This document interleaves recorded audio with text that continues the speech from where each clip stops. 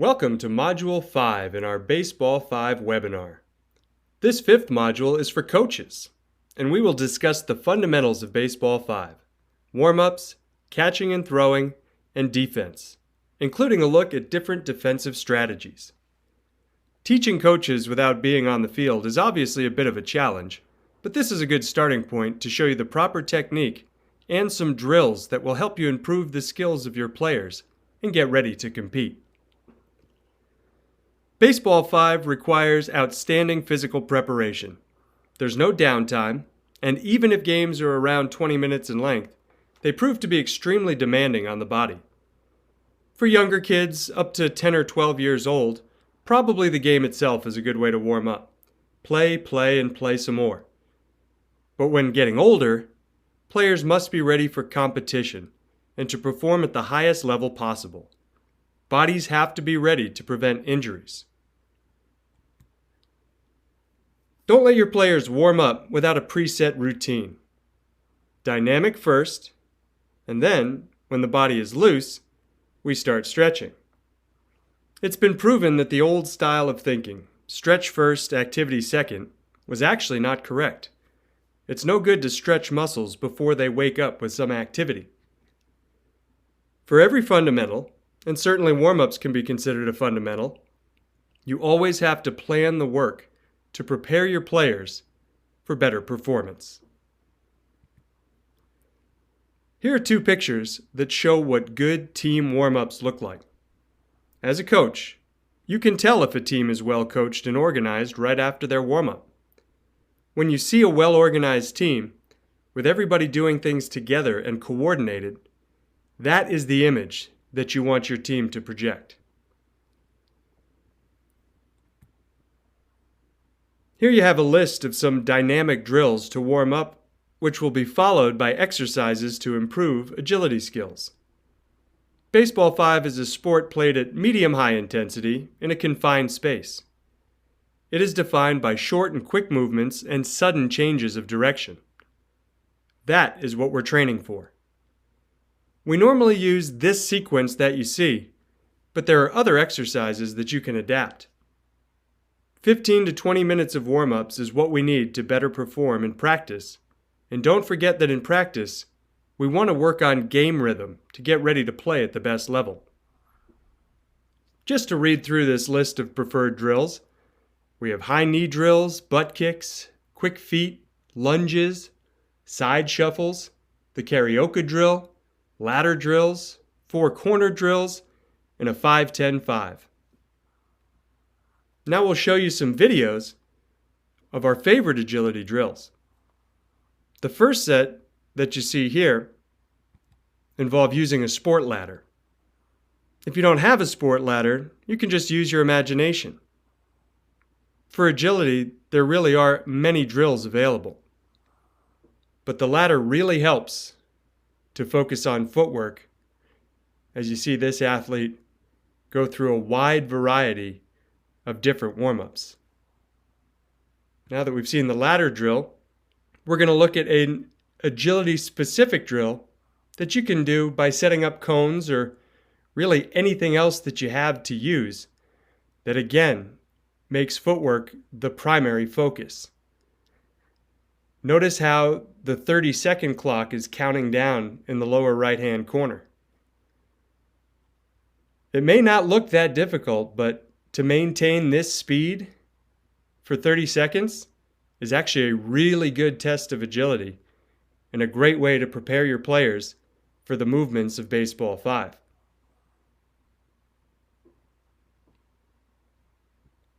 Next, we'll look at a 4-cone drill. And I think the 4-cone drill is especially well adapted for Baseball5 because of its unpredictable nature. Notice the 3 gentlemen on the left-hand side of the screen you see now pointing and telling the athlete where to move to next. That unpredictability in training will certainly help prepare your players for the unpredictable bounces and everything else that they'll encounter in a Baseball5 game. So I think the 4-cone drill is really excellent. The last one we want to look at is the 5-10-5. And it's pretty self-explanatory, as you have different markers set up 5 and 10 meters apart. In this example, it was a football player, so it was 5 and 10 yards apart, but you get the idea. Short bursts of high speed. And again, those examples we just showed you are our selection, but it's totally up to you to use these or others if you prefer. Next, after a good dynamic warm-up, as we said, lasting around 15 minutes, we're ready to stretch for another 5 minutes or so. What's important, again, is the organization. Lines. In Baseball 5, we don't have big rosters like in baseball and softball, but this is what it should look like with fewer players. If you see a team warming up in the proper way, always give credit to those players and, of course, to their coach.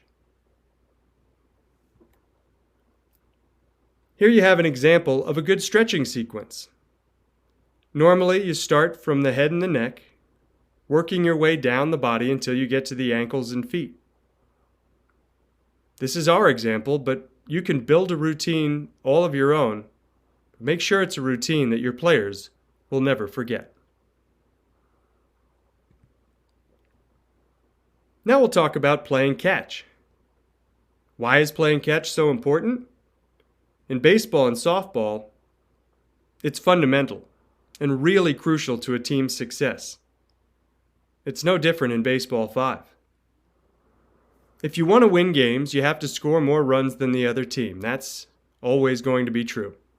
But scoring runs isn't easy, especially in Baseball 5.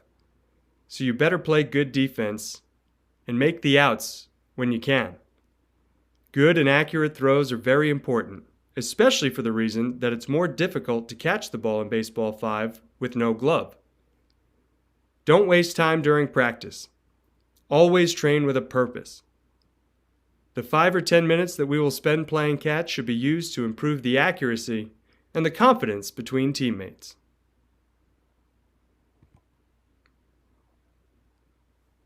Now let's break down some of these concepts. In Baseball 5, everything is faster than in a baseball or a softball game because distances are limited. In baseball, for example, infielders have around 4 seconds from the moment the batter hits the ball to field and throw to first base. If they don't get it there in that amount of time, the batter will probably be safe. In Baseball 5, we don't even have that much time. We don't have 4 seconds. It's closer to 2 or 2.5 seconds. That doesn't give you any time for a long arm throwing motion, so you have to short arm the ball across the diamond.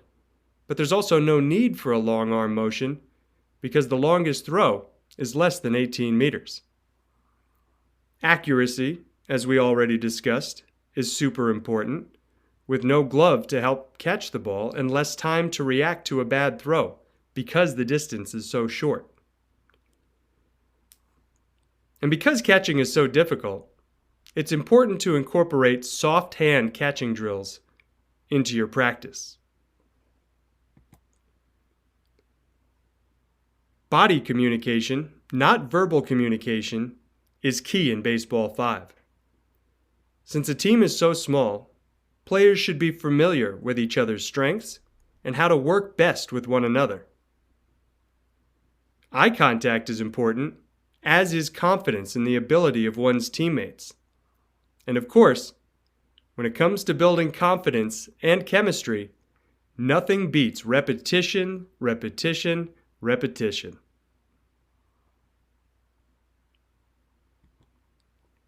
Now we're going to look at a short video so you can see an example of perfect defensive form. The fielder wastes no time releasing the ball, throwing it to first base, and the first baseman makes a good two-handed catch. You see the official by first base signal an out, and you can tell that these two, the shortstop and the first baseman, have clearly worked together before. In this next video, we'll focus more on the catch itself. You'll see how using two hands is so important. And again, I love the emphatic call by the official at first base, the out call. Watch how carefully the first baseman keeps his eye on the ball all the way into his two hands, making that catch. At the beginning of your Baseball 5 program, your players will have to play catch before going into other fundamentals. You can train your players with 2 partners. They can throw the ball, or 3 together, or even a 4 corners drill to work on the proper mechanics and to build the player's confidence when it comes to catching the ball. And we'll note that the ideal time to play catch is after warm-ups. The body is loose, the arm is ready to throw, the ball feels light, and players don't have to worry about making long throws. And as we said way back in Module 1, if both teams play good defense, a full game is approximately 15 minutes long. What completely changes the game, though, is hitting. And in the 6th module, we'll see what a big difference it makes being a good hitter. But if we aren't good at defense, we really have no chance to compete. Here you see a player in a good athletic position, in the ready position, waiting for the hitter to put the ball in play. He's balanced, low, keeps his eyes towards the ball, and 2 hands ready to catch. He fields, bringing the ball in close to the chest to absorb. That's the second picture in the top right-hand corner. He sets his feet in the direction of the target and throws with a short arm action, as you can see in the lower left-hand corner. This is perfect technique. Our players need a ton of repetition to feel confident in what they do. In that sense, it's not different than any other discipline. Even with things like riding a bicycle or driving a car. How long did you need to practice before building the confidence that you have now? Some people require less time, some almost none because they're naturally talented. And you'll get to know your players, and you'll know what they need to get better.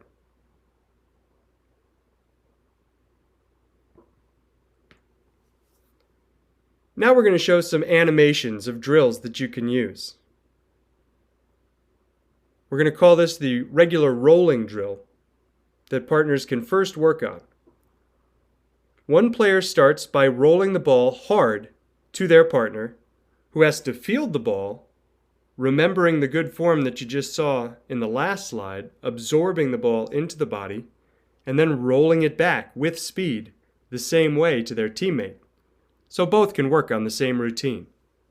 In this rolling drill, nobody throws the ball overhand, but it goes back and forth on the ground to build confidence fielding ground balls. Next is a short hop drill with the partners bouncing the ball back and forth. The first bounce of the ball comes around halfway to the partner. Then they return the throw on a short hop, with the player throwing the ball hard, making sure that the first bounce is very close to their partner's feet. And for those of you familiar with baseball and softball, this is very important for your first baseman. First basemen have to be ready to field the ball on a short hop. But unlike baseball and softball, everybody on the Baseball5 field needs to be ready to field the ball on a short hop, because a lot of the time, that's the way the hitter will send it towards them. For the 4 corners drill, you can divide your team, in the example of an 8-player team, in 2 stations. They can be working at the same drill at the same time. Or you can have one working on moving the ball clockwise and the other counterclockwise.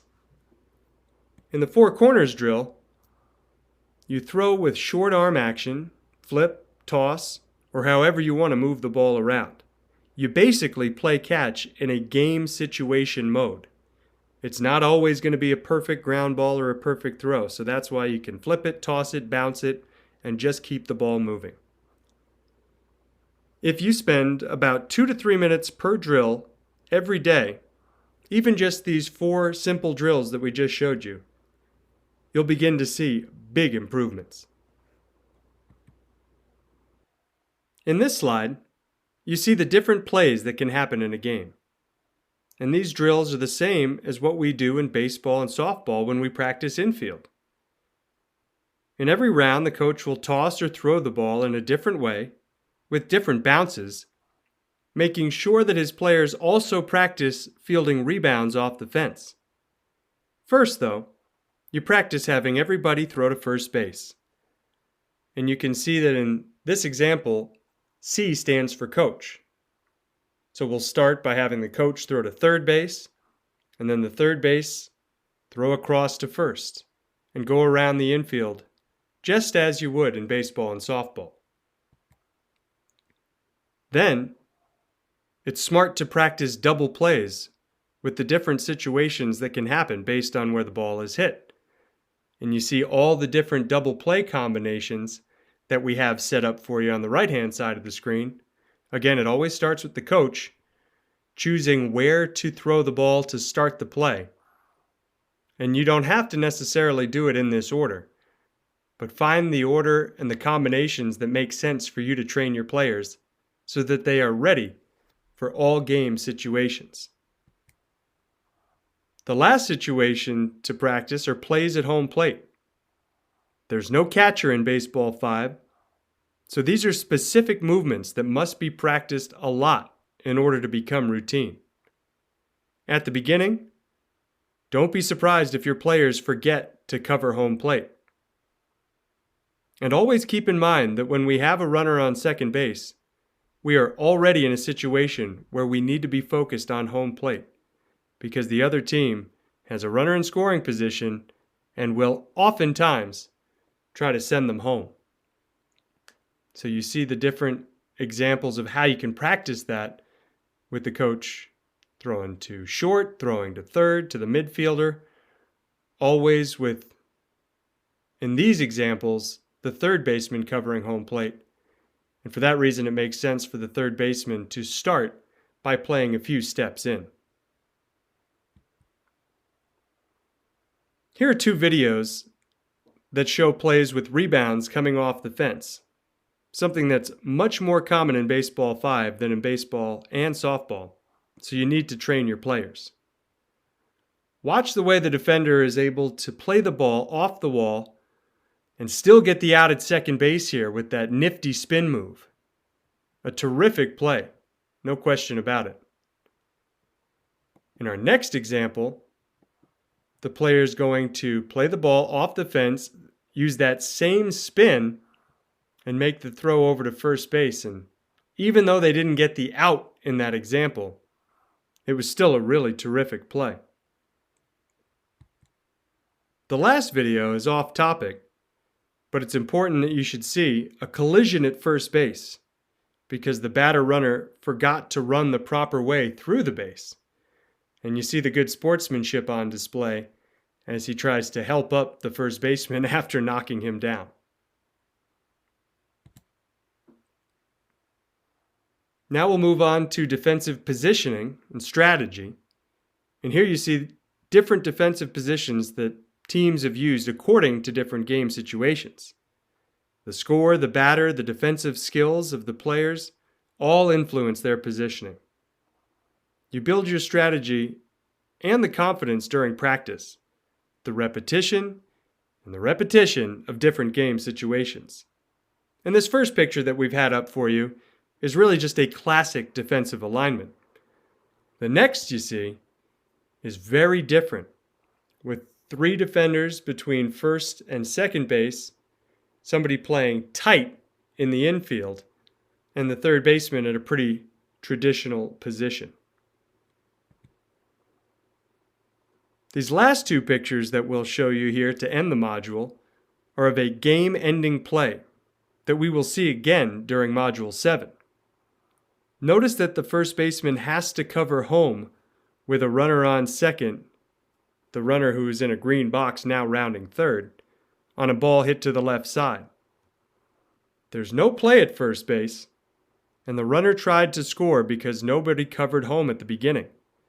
But the first baseman did a great job reacting to the situation and getting to home plate for what would be the final out of the Baseball 5 game.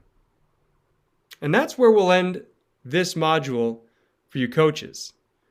We certainly hope you enjoyed this module and were able to get some ideas for bringing home to your program. And we look forward to bringing you more in Module 6.